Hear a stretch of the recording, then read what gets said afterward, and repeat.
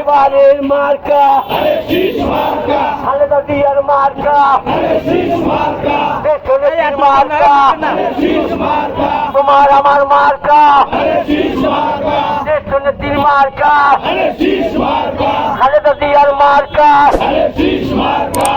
সারা বাংলায় প্রথম ভোট ধানের শীষের ভাই তোমার একটি ভোটে, তোমার একটি ভোটে, ভাই তোমার একটি ভোটে, দেশনেত্রীর মার্কা, কে বলেছে দিয়া নাই, দিয়া সারা বাংলায় তারুণ্যের প্রথম ভোট ধানের শীষের পক্ষে হোক,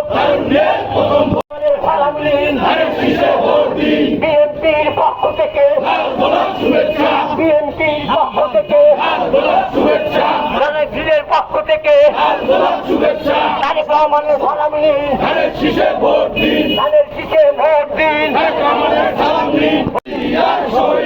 এবারের মার্কা খালেদা জিয়ার মার্কা, বিএনপির মার্কা, দেশনেত্রীর মার্কা, বরিশালের মার্কা,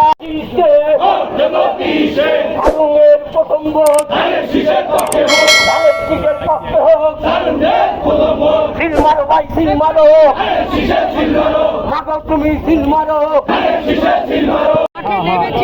আমাদের ধানের শীষের নির্দেশ আমরা প্রদান করছি। এই ধানের শীষ আমাদের দেশনেত্রী বেগম খালেদা জিয়ার ধানের শীষ, তারেক জিয়ার ধানের শীষ। আজকে আপনারা দেখেছেন সারা বাংলাদেশে তারেক রহমান, আমাদের দেশনায়ক তারেক রহমান ঘুরে বেড়াচ্ছে ধানের শীষের জন্য, এবং আগামী দিনে আমরা চাই ধানের শীষের বিজয় হোক।